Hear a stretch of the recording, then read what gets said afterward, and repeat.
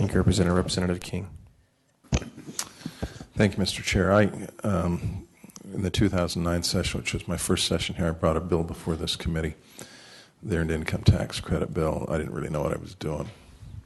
But I had a colleague that I have great respect for, who was sitting on the committee at the time. He was from Kearns, who said to me, "You are taking on a real big deal here." And he basically said, "You don't have a chance, but my hat's off to you."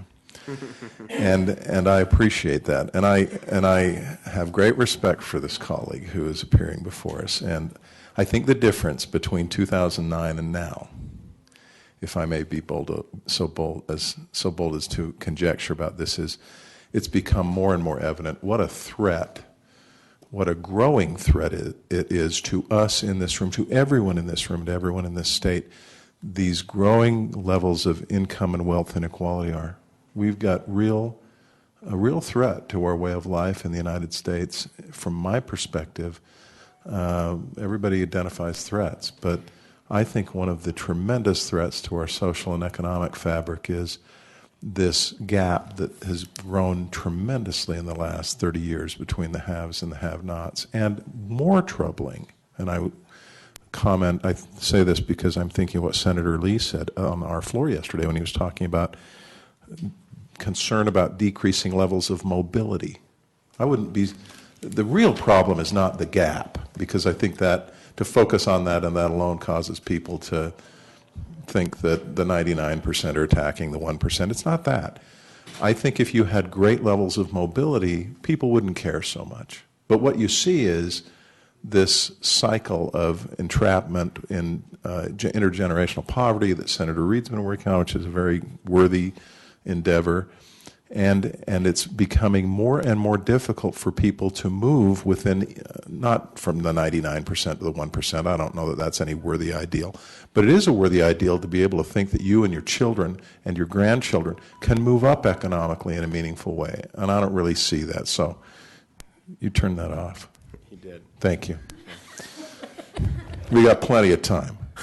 This is the last bill on the agenda. I insist on the right to bloviate. You're doing very well. Where's that in the Constitution?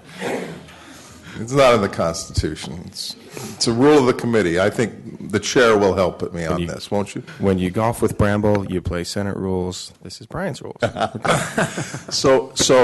And I don't mean to bloviate, but I do feel strongly about this, and I feel strongly that this is a good bill. And this, we need to focus and be more concerned, I think. If we really are concerned about preserving the quality of our life in our society, we've got to focus on making sure that people who are currently in the lower 20%, the lower 40%, the lower 60%, the lower 80%, which, to be honest, I wouldn't be surprised if everybody on this committee is in those, is in the lower 80 or 90%. We want to feel like the rest of the great majority of society wants to feel, that there's an opportunity to move up, that we're not locked in. This is a great movement in that direction. I really feel, as a matter of tax policy, which I've said before, people who have abundance should give abundantly in our tax system. Of a person that has little should be required, and to a person that doesn't have, we should give. That's fundamental notions of progressive tax policy. I know it's not completely shared by everyone here, but I think this bill goes a long ways in that direction. I appreciate it, and I'll be supporting it fully. Thank you for bringing it, Representative Hutchings. Thank you, Representative. Representative Briscoe. Thank you, Mr. Chair.